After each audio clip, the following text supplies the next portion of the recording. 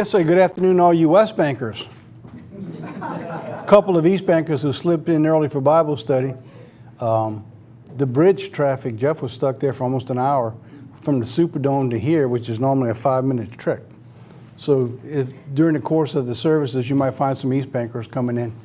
But anyway, at the last minute, he got here. For the those here, you can pick these up. We have DVDs on the table on your way out. And he put them all together so you can have a nice collection, which on the tape list, on the mailing list, will go out over the next 2 weeks. Because of course, you just can't send all these out at one time.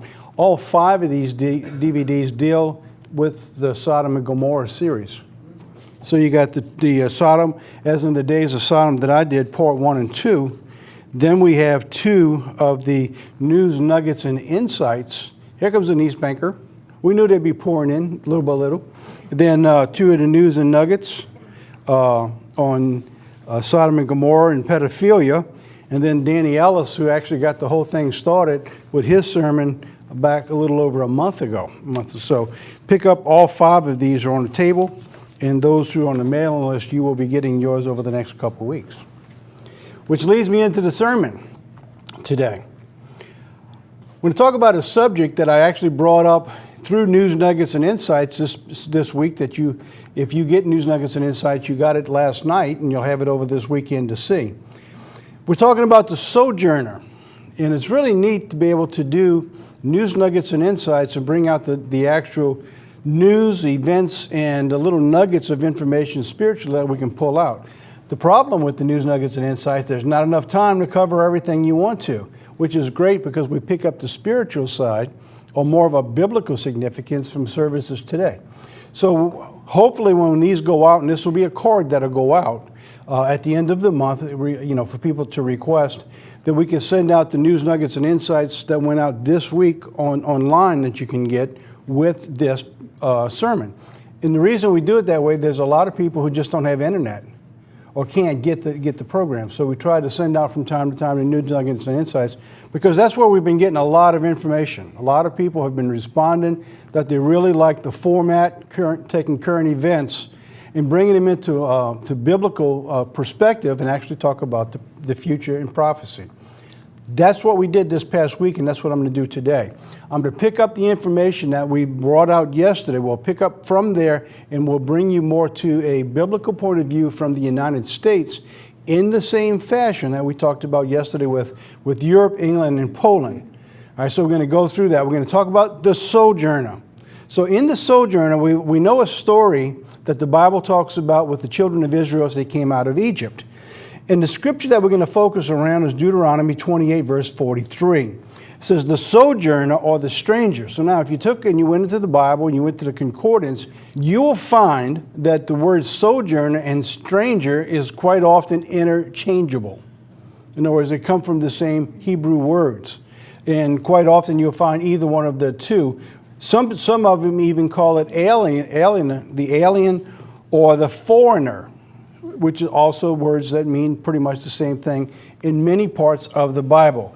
So now, what does the Bible saying here? It says that the sojourner who is among you shall rise higher and higher above you, and you shall come down lower and lower. Now, we've used that in Deuteronomy 28 many times in the past when we talked about the blessings and the cursings of a nation and of a people. But now, let's bring out something more. We want to show about some physical things that have been taking place in history through current events today to bring out this. We're going to bring out the spiritual sojourner because we always look at things from a single perspective. So as I bring out in this graphic that you're seeing, if we can pull that up online again, put the whole graphic up, is that you've got this journey, the stranger that you'll see on the right side is like there's always in the shadows. You have something that's always evil waiting to come in. And that's the same way it is spiritually. It's like in those shadows, there's always like the eyes of Satan, some demon, some influence that's waiting to come into your mind, your thoughts, your heart, our nation, the nation of Israel. It's interesting, from the very beginning, in the Garden of Eden, when God was with Adam and Eve, there was a sojourner, Satan, from the very beginning. And he was always over their shoulders, always nipping at them somewhere, trying to get in. And we're going to talk about that today, the spiritual sojourner. Because you see, the spiritual sojourner sneaks in. And quite often he's invited in where he's not welcome. The spiritual sojourner. So let's talk about that today. So now we're going to get ourselves outside of tunnel vision. So in the past, when I looked at that scripture, Deuteronomy 28, verse 43, when I look at that scripture, I always focused on the physical side of blessings and cursings. I never took the time to stop and say, wait a minute.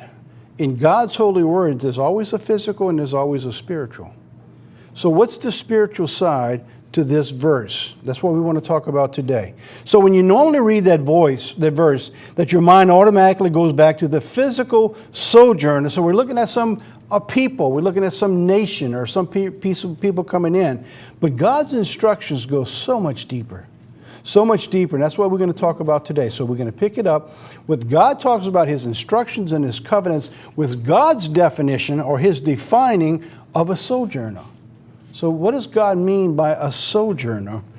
The sojourner who came in with Israel. All right, so now the biblical sojourner, what is the Bible telling us about a sojourner? Exodus 12, beginning in verse 43 says this. So the Lord said to Moses and to Aaron, this is the ordinance of the Passover. No stranger shall eat of it. Now the stranger could be interchanged again, could be sojourner. A person who comes in who's not a part of Israel at the time. But every man's servant who is bought for money, when you have circumcised him, then he may eat of it. A sojourner and a hired servant shall not eat of it. So pretty clearly defined is that a person, a sojourner in the Bible, is someone who's not a part, has not accepted, is not a part of the covenant relationship that God established from Abraham, Isaac, and Jacob. That's pretty simple. That's it. Spiritually, you and I have taken part of that covenant relationship through Jesus Christ and our baptism. We are all spiritual Israelites. We have entered into the covenant. Why can't we take Passover if we're not circumcised? The circumcision says it means nothing. It's the circumcision of the heart. So God's trying to tell us in very simple terms here, the sojourner is one who has not been a part of, accepted, and lived under the covenant relationship with God. That's what we're talking about here. That's what basically a biblical sojourner boils down to. All right, so now going on, verse 48. And when the stranger who dwells among you wants to keep the Passover of the Lord, let all his males be circumcised, and he shall be as a native of the land. One law shall be of the native born, and for the stranger who dwells among you. So it never was that the stranger, the sojourner, was kept out of Israel. They had to always go a part of the relationship with God, one law. Now this was very important to understand where we are in the time frame of history today, that you need to understand where we are today. The only way to understand it is go back to the foundation of the roots, what God gave us. So that the law was, you follow God, you have one law. Doesn't matter who you are. If you're going to be a part with God, you're going to follow God, and you're going to have the one law. Now, why do we in America have the problems we have today? Because we have gotten away from the very basics of the foundation and what this nation was actually established on. So now, let's go on. I'm going to give that, and I'm going to build on that as we go through this story. All right, so God's instruction now. Let's talk about the instruction for Israel, for the sojourner. It says that when you enter the promised land, it says, remove the inhabitants of the land. You know, I actually had a phone call from a member of the church, and he says, you think it's right that we came into America and they moved out the Indians? Yeah. That wasn't God's plan. So he says, well, no, God never does that. I said, absolutely he does that. You go back to the promised land. I said, who was in the land from beforehand? All right, so God told them when they move in, you move out the inhabitants of the land. Those who didn't move out, they became a part. What? But they became one God, one law.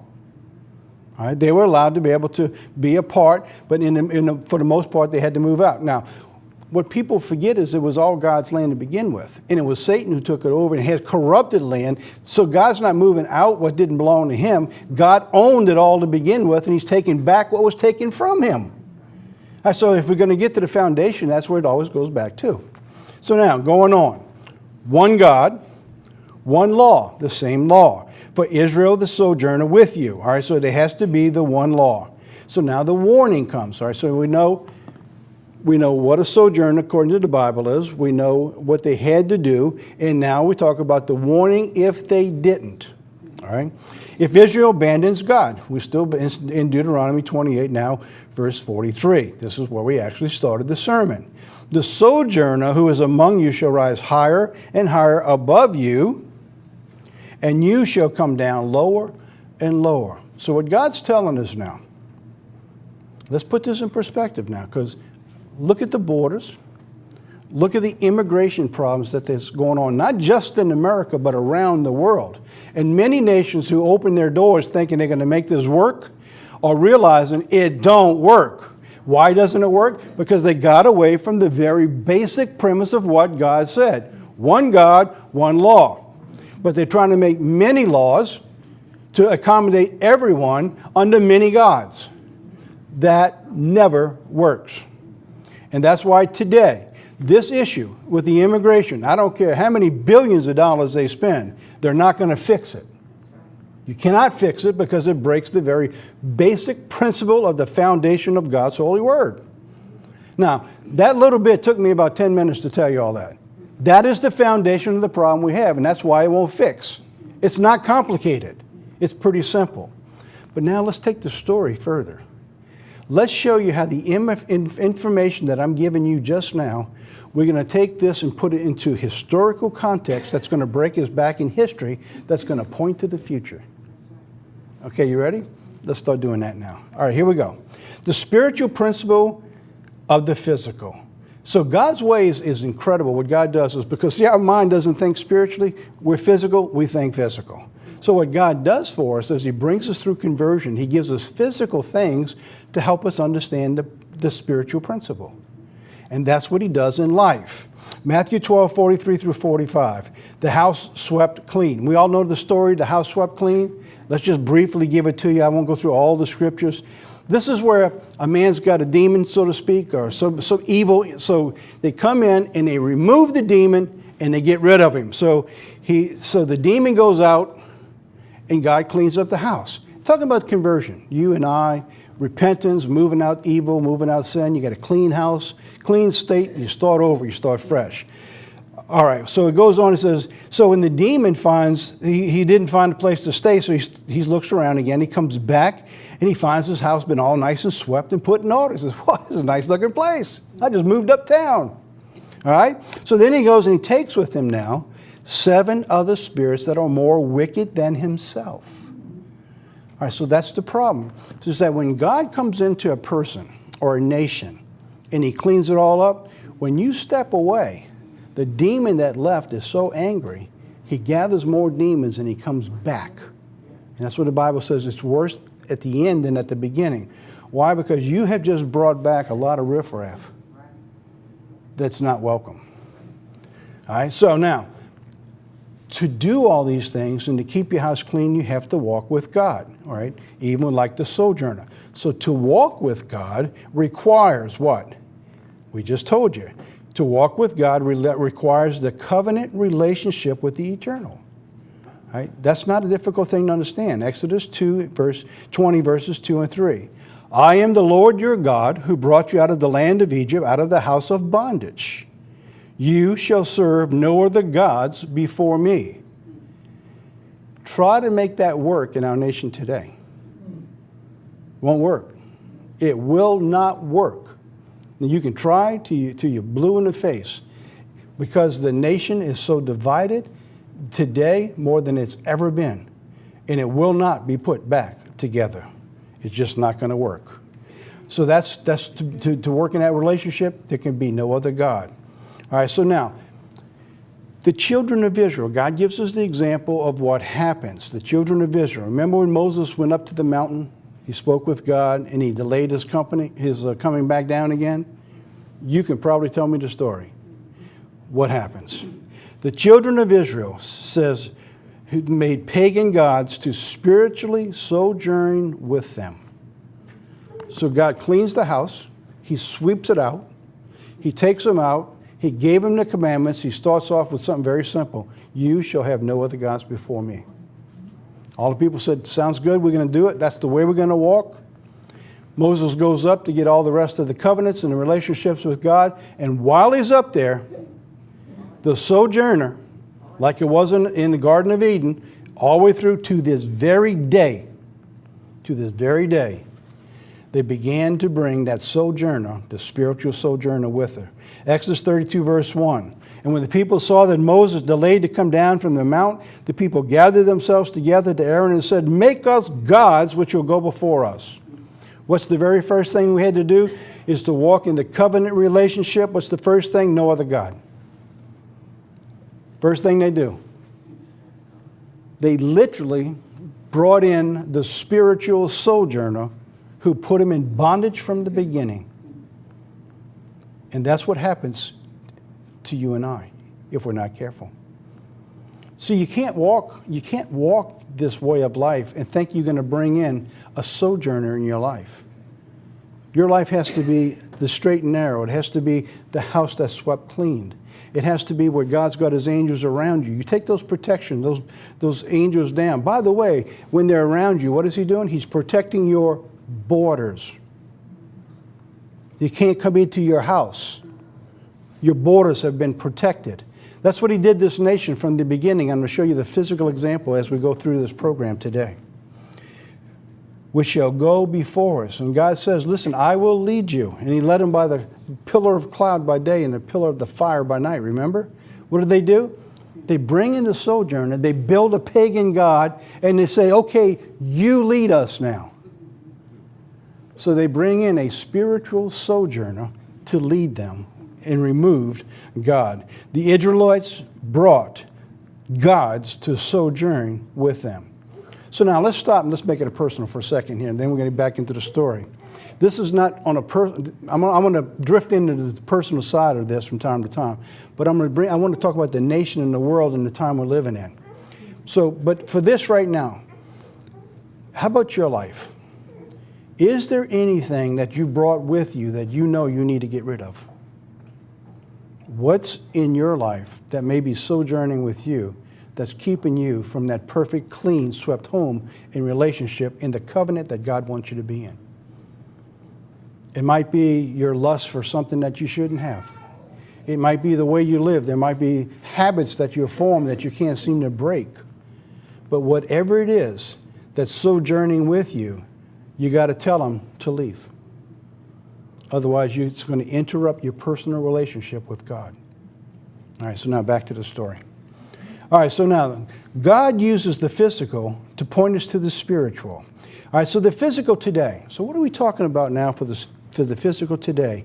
Today we're a nation under siege by sojourners. Oh, by the way, that's the name, part of the title I'm going to be using for a sermon at the feast, A Nation Under Siege.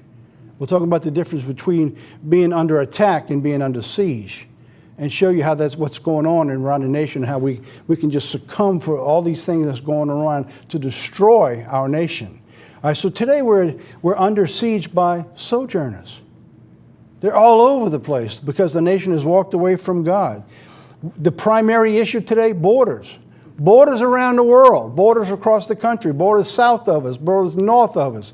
Over in the Middle East and into Europe, the immigrants are flooding all over the world. Never in modern times have we seen more problem with borders and more nations than you're seeing now. Literally millions of people are flooding the borders everywhere trying to find peace. And there's not going to be any peace.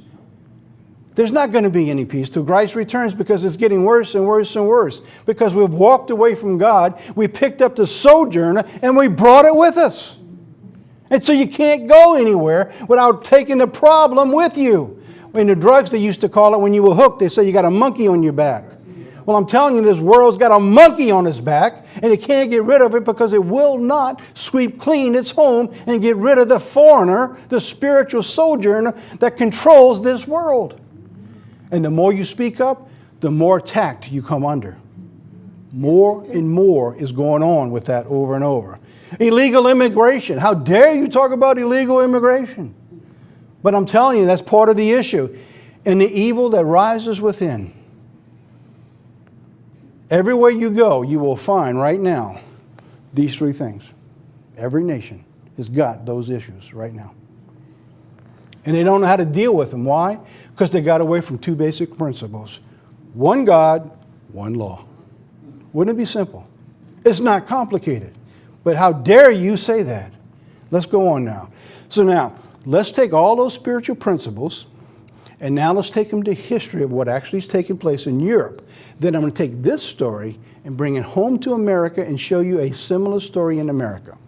All right? This is where we picked up in News and Nuggets.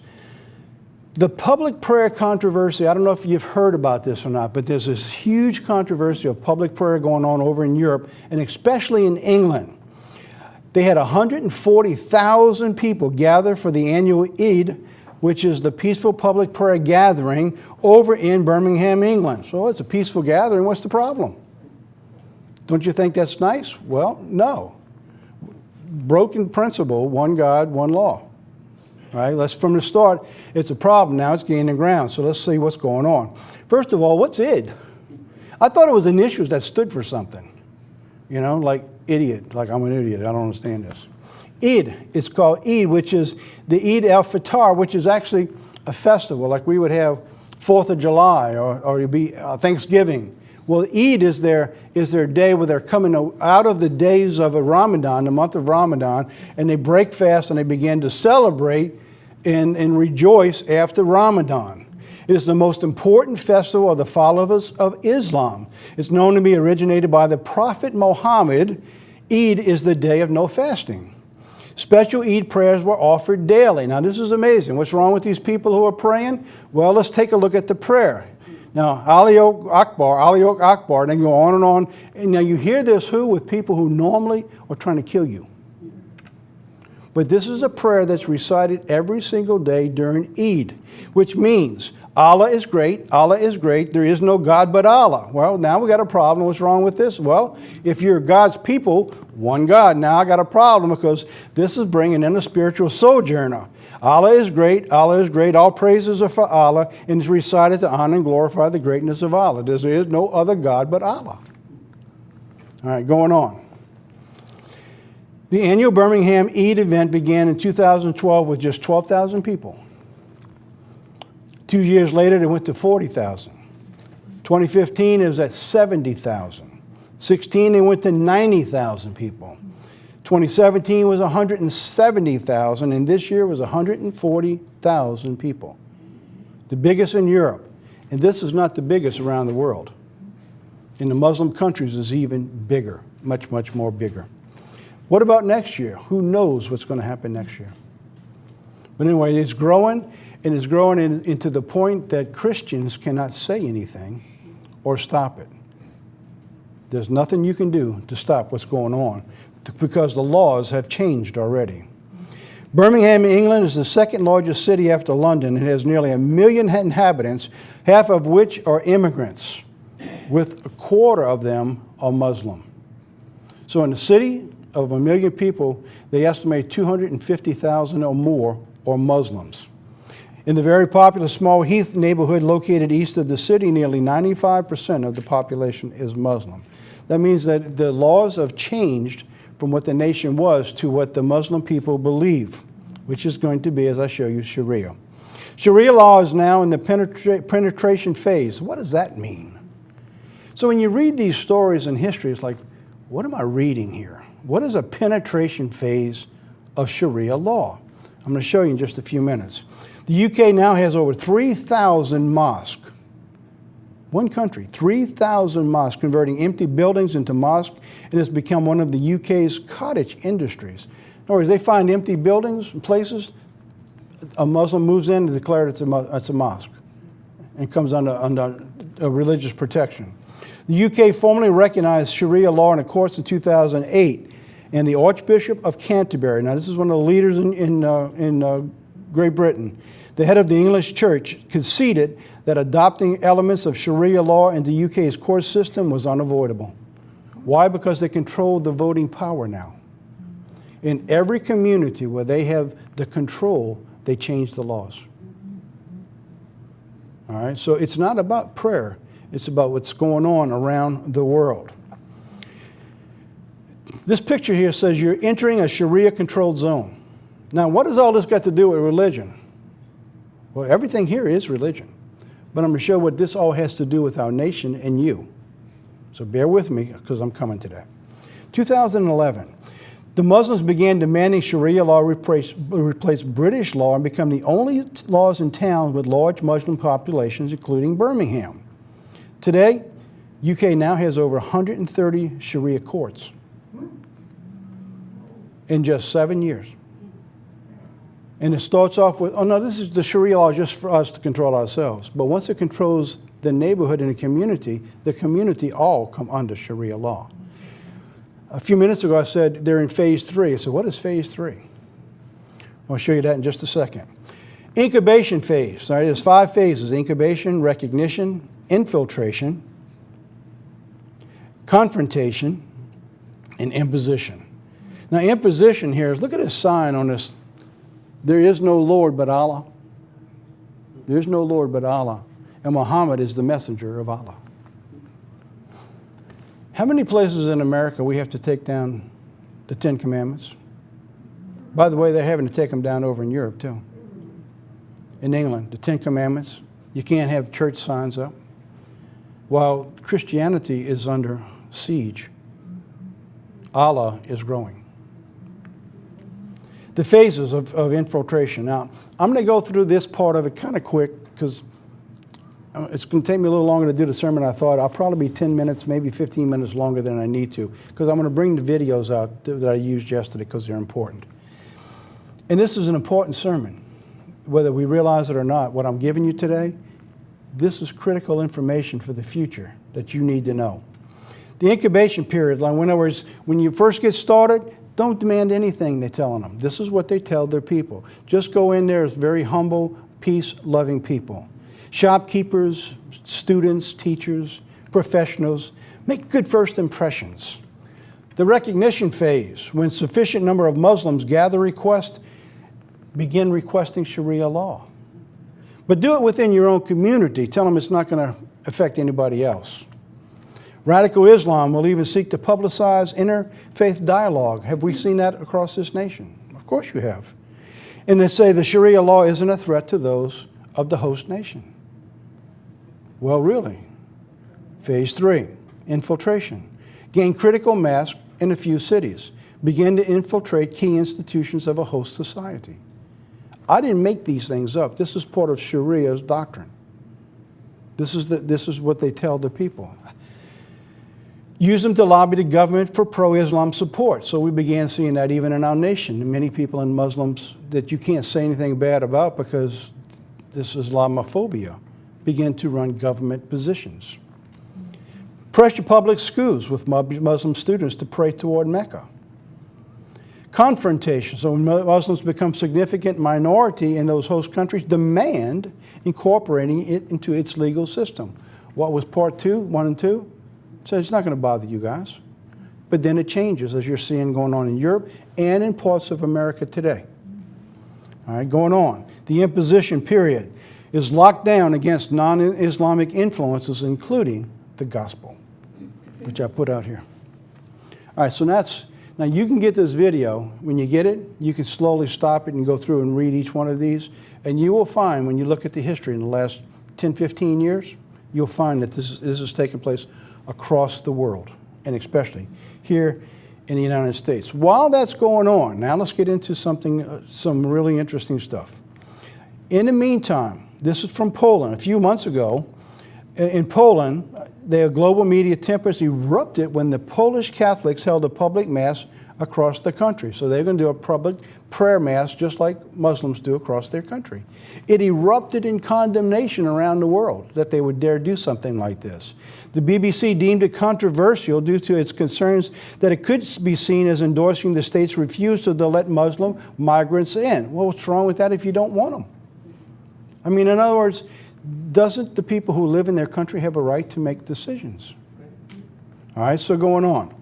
See, this is not just physical, this is spiritual, what's taking place, and let me show you. All right, so the physical example today of what was taking place is the spiritual connection to the borders, the illegal immigrants, and the foreign gods. All right, let's make that connection now. All right, so now, Poland. Church leaders say the event is a purely religious, but there are concerns that it could be seen as endorsing the state's refusal to let the Muslim migrants in. And by the way, it is, for the Catholic people, it is highly spiritual. It's what they would call the day of the Mother of the Rosary. You know, I'm not Catholic and I'm not endorsing it. I'm only bringing out a history point here to show you what's going to happen at the end time. Because remember, the Holy Roman Empire is going to rise again. And the events that I'm going to show you now is like a prelude to what's coming in the future. The feast day marks the anniversary of a Christian victory in the Battle of Lepanto. I read that and I say, what in the world is a Battle of Lepanto? All right? So I said, what does that got to do with anything? So I went researching it, and it just absolutely blew me away, what I'm about to share with you. All right, so the Catholics gathered. The date now is October 7th, 2017. They call it a rosary event where they celebrate the battle of the victory of Lepanto. The Polish Catholics, clutching their rosaries, gathered at locations along the country's 2,000-mile borders on Saturday for a mass demonstration during which they prayed for salvation for Poland and the world. Some participants said that they were demonstrating against the spread of Islamic influence. It is amazing they always bring that in. But literally what they did is they had 2,000 locations around the borders of their nation. So wow, that was interesting. And they put them out for prayer for God to protect their nation. Just like you and I, when we say, God, place your angels around us to protect us, right? So that's what they were doing. October 7th, 2017, it took place. The spiritual connection now. So this is a serious thing for us, based near Sabine Schizo, the AP. We want to pray for peace, we want to pray for safety, and of course everyone comes here with different motivations. But most important is to create a circle like a prayer alongside the entire border, intense and passionate. So now when we look at something like this, we're not fighting flesh and blood. We're looking at a spiritual battle beginning to surface of what's going to come at the end time, because there's going to be a king of the south pushing against a king of the north. The scenario and the battle that they're talking about is the Battle of Lepanto, which actually took place on October 7th. So the event is purely religious. It could be seen as endorsing the state's refusal. It's a feast day that marks the anniversary of the Christian victory over the Ottoman Turks, the Muslims, at the Sea Battle of Lepanto, October 7, 1571. It was during that battle that Pope Pius V, whether this happened or not, in a dream it could have happened, but it cannot happen in reality. So let me explain what happened here. And I always want to make these explanations because I'm not trying to support what happened here. But Satan is able to put himself as an angel of light. So he believed he saw Mary, who came to him in the middle of the battle and said, I give you a victory. The Bible says the dead know nothing, so Mary could not have done that. But a demon could have. A demon could have. And he would have believed it. So in the middle of the day, well, is that time bright? Whoa. You need to put some pressure and protection around us. Did you hear that? Yeah. Like it blew up right on top of this building. Wow. By the way, this is a Catholic city, so anybody that's watching this program, that was so loud that everybody in this building did this. Well, we need to protect our equipment. Pray for God to protect this equipment while this is going on. Anyway. We can't cut back. We can't hold back on this. Is that during the battle, he said Mary came to him and gave him the victory. He got off the prayers, opened up the window, and sure enough, they did win the victory. But the victory, notice, didn't come till later that evening. So anyway, they believe it, so that's what the day was created. So what took place there? Let's see this now. As a result, in 1571, the year of the Battle of Lepanto, was the most important naval contest in human history. It's not well known to us in America. Because of the day that it's actually taken place. It's the Feast of the Lady of the Rosary, which celebrates the Battle of Lepanto. It's actually the battle that's known as that saved the Christian West from defeat at the Ottoman Turks. Because during this period of time, as the Ottoman Turks actually took over Jerusalem too. It was during the same period, same movement of the Ottoman Turks. So they controlled Jerusalem for 400 years during this period, from 1517 to 1917. All right, so now, if not for the victory at Lepanto, the defeat of the Spanish Armada in 1588 by Francis Drake and Queen Elizabeth's pirates would not have happened. Why is that important? It's because the British were not as strong as Spain. And it was Spain in a confederation of armies, like an end-time 10 toes, pulled together to fight against the Ottoman Turks. Had it not been for that, then the Turks would have continued to move, and Islam would have controlled everything, including England, and you'd not had the West that we have today. And God used this as the battle to stop that, just like he will use it again at the end time. So it was a tragedy for the Catholic and the Kingdom of Spain, and a triumph for the Protestant British Empire in 1588. The defeat determined the kind of history that would one day be taught in American schools. Protestant British history. All right, so that's why this battle is important for us today. So now let's talk about the battle. All right, so now the prophetic events. What I'm going to do is I'm going to give you 3 videos from the History Channel. I took 1 hour and I brought them into 4 4-minute videos, 4 to 4.5 minutes. And then I'm going to go through each one. We're going to talk about how we break them down into prophecy that you're looking at from those historic events. So at the end of each one, we'll align it to a biblical event. We never did this before, so we're going to do that today right here in this sermon. So now, the first video, what are you going to see? You're going to see the spread of Islam. We're going to see how the world looked to the Holy Roman Empire, and the Pope raises up to secure and protect the world, just like at the end time. And you're going to see a military alliance with the Pope, just like you see in Revelation when you have the 2 beasts. Amazing in the story. Let's play the first video now. The blue waters of the Mediterranean hold a tragic secret. Here, over 400 years ago, 2 great navies, one Muslim, the other Christian, fought a ferocious battle for control of this sea. Hundreds of ships and thousands of men perished. The seas around Lepanto have long since hidden the relics of this famous battle. Many explorers, including Jacques Cousteau, have searched for the wrecks, yet failed. But now a new team of underwater archaeologists have found sensational evidence of the battle.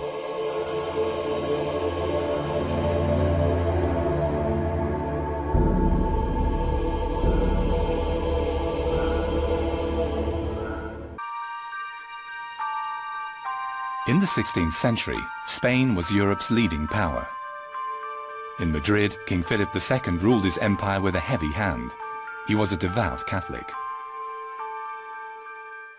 In Italy, the Papal States were the religious center of power, led by Pope Pius V in Rome. The other power was Venice, Europe's commercial capital. The fleets of Venice's leader, Doge Loredano, had a monopoly over Mediterranean trade. During their investigation, Professors Marco Morin and Paolo Selmi have discovered eyewitness records. They confirm the Venetians were long preparing for the all-decisive battle with their Turkish rivals. The documents mention nighttime meetings, new secret weapons, and calls for war.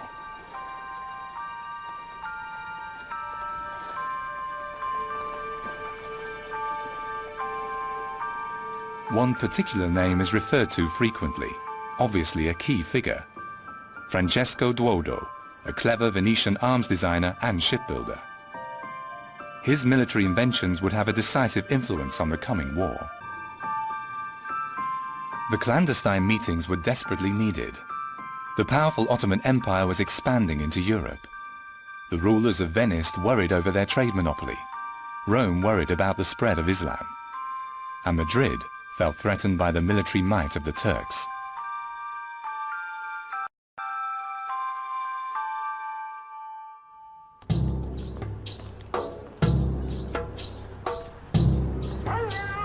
The Ottoman Empire's capital was Constantinople, present-day Istanbul. As the empire grew, the thriving metropolis became an important naval port. From here, the Turks set off to conquer the West. The Sultan Selim worked hand in hand with pirates and renegade Christians. Their advance by water and by land seemed unstoppable. In Eastern Europe, they left behind a trail of destruction.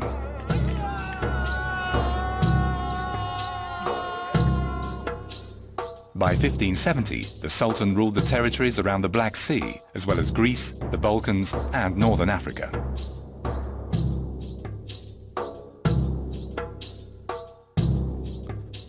Another momentous discovery was made recently by Turkish historian Idris Bostan. He found original documents once presumed lost about the Turkish fleet. They date back to the Battle of Lepanto.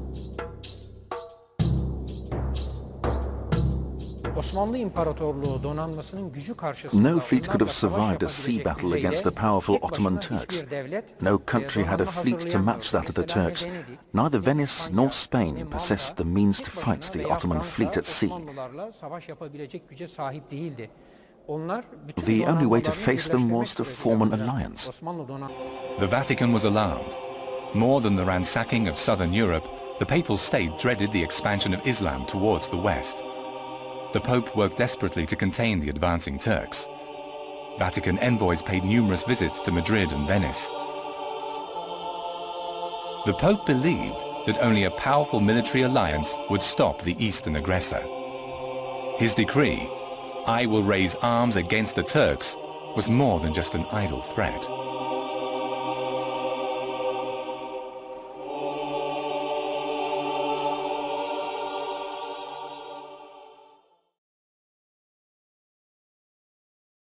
At. All right, so what did we just look at? The world was moving into a time at that period unlike any other time in history. The Ottoman Empire was expanding into Europe. Europe was bound and could only buy and sell without paying tribute to the Turks. All the waterways were controlled by the Turks, Revelation 13. And at that time, the Roman Empire rises up, forms an alliance with a military leader at that time. All right, so now you can go back and you'll be able to look at these scriptures when you get the DVD and go back into it. Now it takes us into the second video. By the way, there's only three. I said four, but there's only three 4-minute videos. Video 2, you're going to see the United Nations of Europe forming, the first one in their history, began to develop the military might that would be unstoppable and that works with a military leader. So now let's play the second video. In 1570, the decision was made to build, together with a large number of small galleys, 11 large galleasses, and to arm them for war.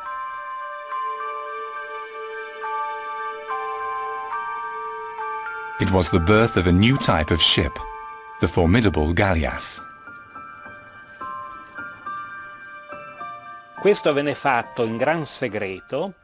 Everything was done in absolute secrecy. The ships were armed with immense artillery, in total with 30 to 40 guns each. These were positioned both in the bow and the stern, as well as in broadside, so the ships could fire in all directions.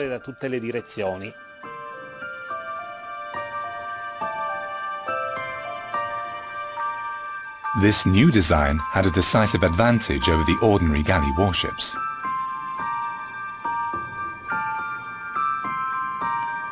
The old-style galley had just 6 light guns and 1 heavy gun at the bow, and only 2 small guns in the stern, and it could only fire forward or backwards. When attacked from the side, these guns were useless. With the horrific events in Cyprus ringing in their ears, the alliance which the Pope so desperately needed finally came together. Raggiunsero questo accordo. Eventually, all sides reached an agreement. The treaty was signed on May the 24th, 1571, in Rome. So, 400 years ago, an alliance was formed that was actually comparable with today's NATO. The European alliance was named the Holy League. Its members were Spain, Venice, Savoy, Genoa, Sicily, and Malta, and of course, the Vatican.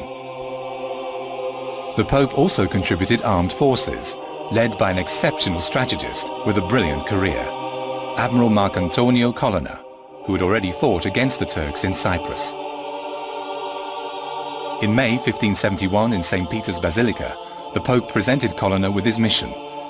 In the name of the Holy League, he was to set up a European armada to confront the Ottoman fleet under the banner of the cross. This was to be a holy war.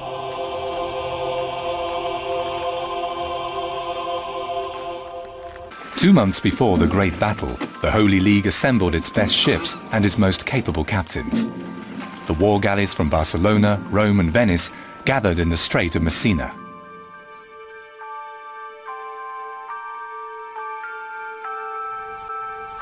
For a time, Messina became a gigantic naval base. The Real, the flagship of this impressive Christian armada, arrived there on August the 24th, 1571.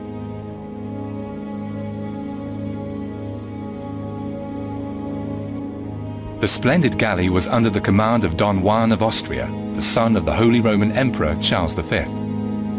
He had supreme command over the entire fleet. At the age of 26, Don Juan was already at the height of his career. His successful campaign against the Moors already earned him great fame. Now he was to lead 280 ships into a battle that would decide Europe's future. 1571, the Holy League's fleet left the Strait of Messina and set course for the east. Their destination, the island of Oxia. They too had spies who reported on the movements of the Turkish fleet.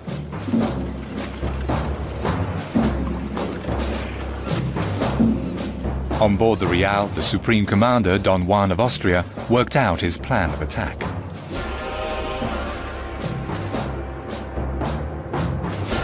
The Venetian commander would bring the 6 new miracle weapons, the galleasses, into position at the front of the fleet. The other Venetian leaders had the task of protecting the flagship Real. The Christians would go into battle with the galleys deployed on one line and the galleasses in front to lead the attack.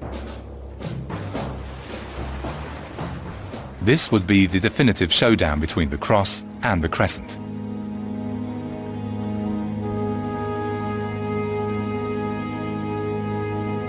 I said some encouraging words to the crew before the battle, and then I knelt down and prayed to God. I asked him to grant me victory, and all the others on the galley and in the entire fleet did the same. The ultimate battle between the Cross and the Crescent. Seeing all of these things you just saw, knowing what you know today, would you not have thought that the end was coming at that time? The identical parallel situation was taking place. You see the Pope form a holy alliance. You see that in Daniel 2 and the 10 toes and the beast, and of Daniel 7 and Revelation 13. The alliance was signed on May 24th, which began May 25th, which was quite interesting because in that year on God's Hebrew calendar, that was Pentecost. Amazing what took place. It was that no flesh would be saved with this King of the South push at that particular time. Rome had revolutionary weapons like you talked about toward the end time. And it was at that time that the Roman Empire would rise again, as we see today, as he forms the alliance with the military leader in Revelation chapter 13. So now, the last one is going to be pretty self-evident knowing how we're putting these things together. You see now the King of the South push rises up against the King of the North, and the King of the North pushes back and overtakes the King of the South. All right, so let's play the last clip.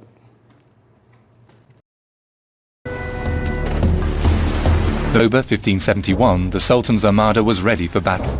250 galleys and 60 small, extremely maneuverable warships, and 100,000 soldiers. When the Turks discussed their battle formation, a serious argument erupted between the two fleet commanders, Ali Pasha and Uluj Ali Pasha. Uluj Ali Pasha advised Ali Pasha to stay close to the coast of Lepanto and wait, rather than go out into the open sea, away from the protection offered by their fortresses and guns on land. He believed that the enemy fleet wouldn't dare to venture far into the well-protected bay. But Ali Pasha, inexperienced as he was in naval warfare, was far too proud to accept this advice. He didn't want the enemy to think that the Turks were cowards. So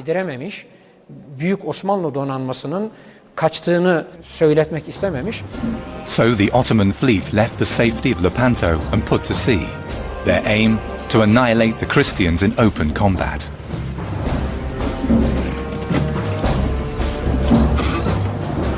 When the two fleets met, they formed a battle line in the Gulf of Patras that extended over 5 kilometers. The two fleets numbered 600 ships and carried over 200,000 soldiers. There were so many vessels it took the sailors 2 hours to maneuver them into position, closely packed, oar to oar.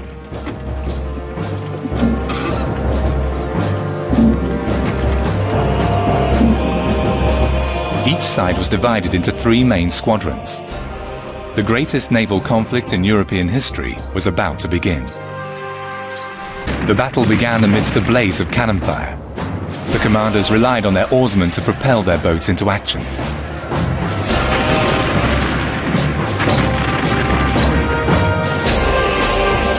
For the Christian Don Juan and the Muslim Ali Pasha, this was the day of reckoning between two civilizations, between two religions. On board the Real, the Christian Supreme Commander gave the order to ram the enemy ships. As one could recognize the Turkish flagship by the pennants it carried, I ordered the helmsman to steer the galley directly up to it. So he did, and the two ships attacked one another with great force. The Muslims outnumbered the Christians, but the Christians had more sophisticated weaponry. Their guns were far superior to the Turkish crossbows.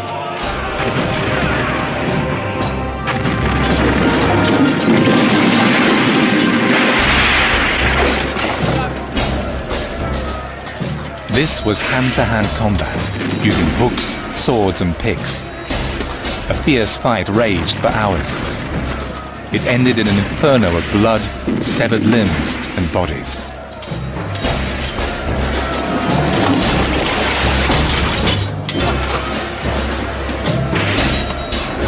The Battle of Lepanto was at its fiercest around the center of the formations, especially around the ships of Don Juan and his rival Ali Pasha. The two navies showered each other in cannonballs and gunfire, and then fell on each other in a torrent of hand-to-hand combat. The galleasses that were constructed just for this battle played a crucial role. Their high-built decks made boarding and capture impossible. Moreover, they could fire from all sides. Venice's brilliant invention quickly obliterated a third of the entire Ottoman fleet. Just 4 of these extraordinary warships destroyed 108 Turkish galleys. The Ottoman formation was crippled, the proud supremacy of the Sultan's fleet broken. The bulk of the Turkish armada sank to its doom in the Gulf of Patras. Ali Pasha, the Sultan's commander-in-chief, died under the axe. In a gruesome twist, Juan of Austria ordered the severed head of his arch-enemy to be carried through the triumphant crowd of soldiers. When the sun set on that day, the sea was dyed blood red. Hundreds of ships were left behind in the Gulf of Patras, floating tombs that sank to a watery grave. There is still much more to find.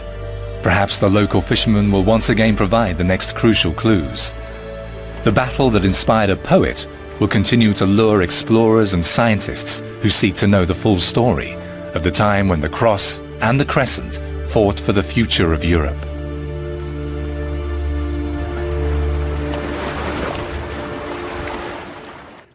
Powerful, powerful little story.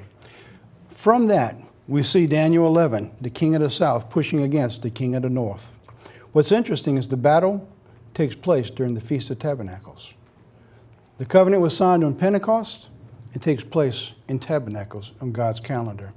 What we're looking at today, going on right now with Poland and the Muslims, is a microcosm of an end-time event that you just saw in the Battle of Lepanto, of the king of the south pushing against a king of the north, where the prayer that surrounds Poland will eventually would be the same as being held by the Catholic around Europe at large, as the king of the south pushes up against the north, and the king of the north will push back. And then the victory that come out of this is the West.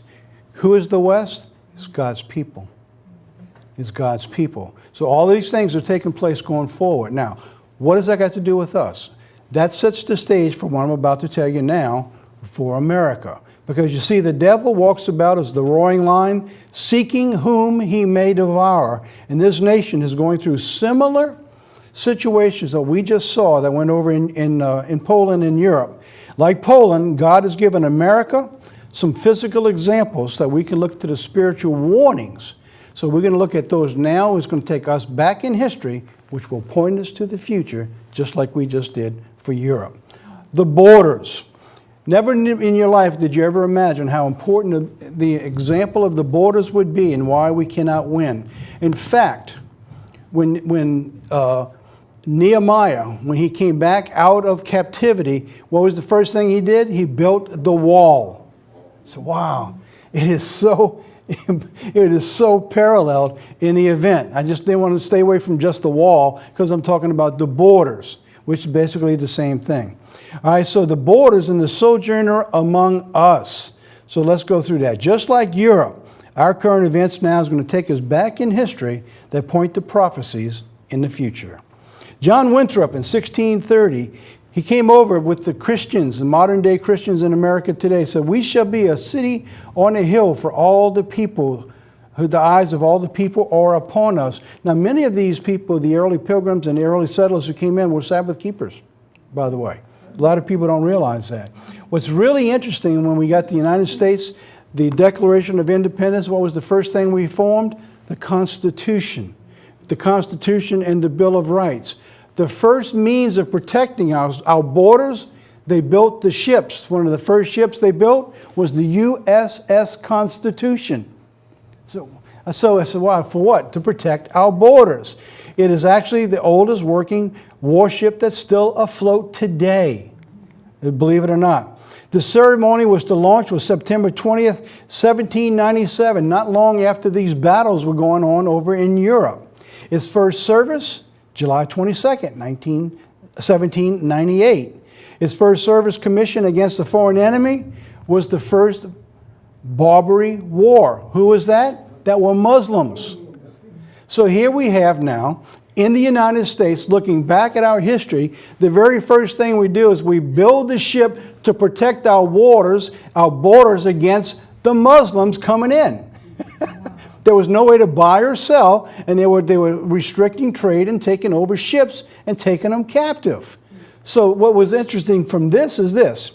July 22nd is Elul 29. That's the day that ushers in the Feast of Trumpets. That's its first day of commission.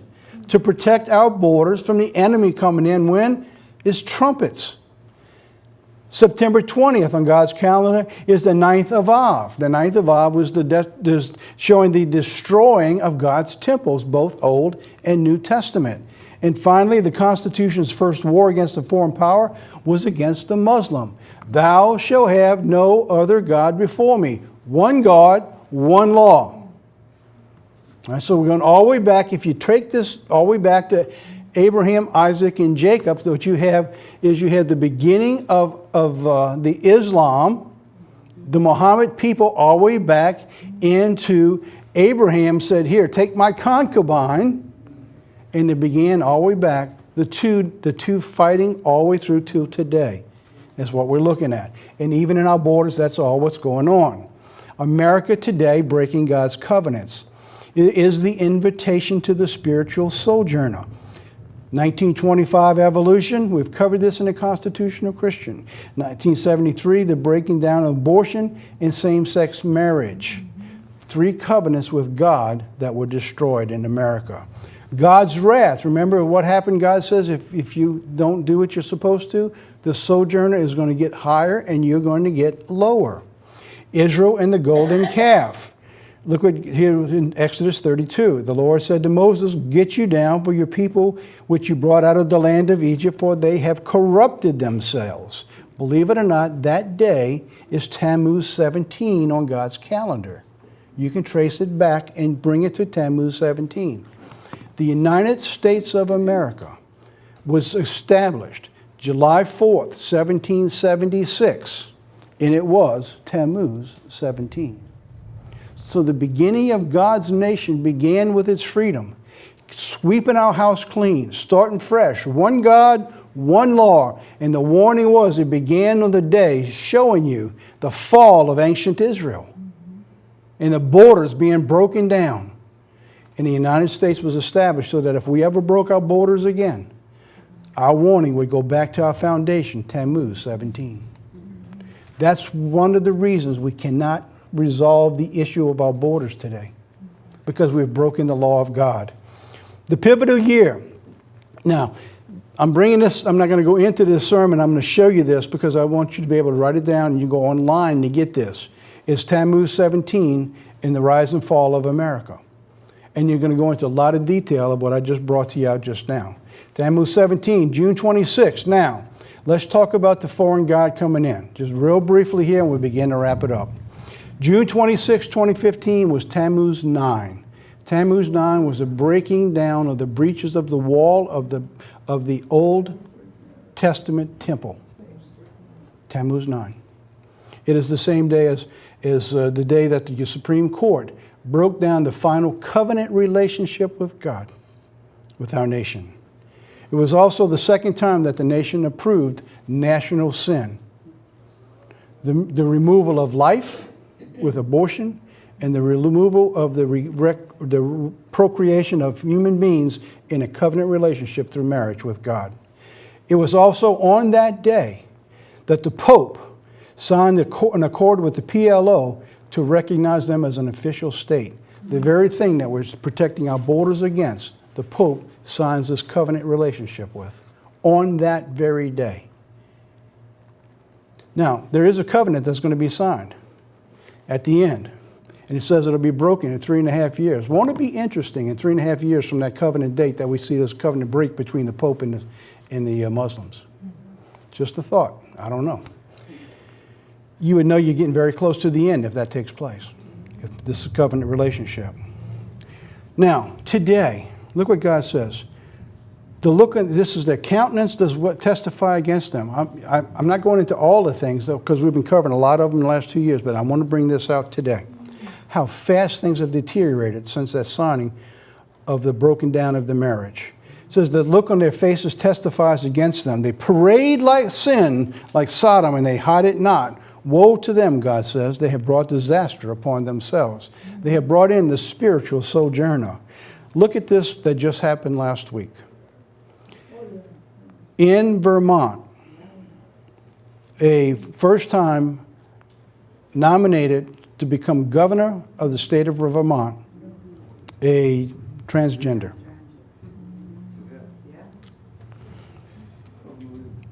Unbelievable. 3.5 years ago, that was impossible to even think that could take place.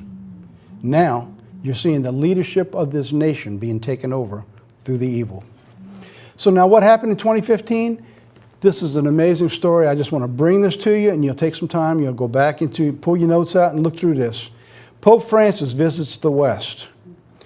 I believe that 2015 was a defining time in America. I believe myself, for what it's worth, I don't know, but I believe it's a time that God was showing us He has turned us over to ourselves. Let me show you what took place then. On September 22nd, the Pope arrived in America. The 23rd, he meets with the President. The 24th, he speaks to the Congress. 25th, he speaks to the UN. The 26th and 27th, he speaks in the city of the founding of this nation, the city of brotherly love, where the priests have just been in a court case that's going on right now, that over 300 priests, I believe it is, and over 1,000 children that have taken place for decades for pedophilia with the Catholic Church in this same city that's being held for over 1,000 children that they know of at this time. So what else? We got Elul 29 that took place, which was a partial eclipse. On the very first day of the feast, the conclusion of the blood moon tetrad took place, which was the 8th since the time of Christ, which means new beginnings. Then you have September 11th was trumpets. September 11th, which represented the 9/11 from 2001. 14th was trumpets. Now look what happened on 22 when the Pope arrives. It's the day of at-one-ment with God, comes into this nation. On the Day of Atonement, he goes to the White House and sits in the White House, the highest office of the land, and then he leaves right before the Feast of Tabernacles. All this taking place right before our very eyes. It's the foreigner has came in, and so there's no way that our God is going to be in the middle of all of this. And that's why I say I think that was the time, was the fall of this nation as far as God. From that time, we've seen the continual acceleration of the deterioration of America and our broken covenants. 25, evolution, thou shalt have no other God before me. We broke that one. 73, the abortion we just mentioned, is thou shalt not murder, preservation of life. We broke that one.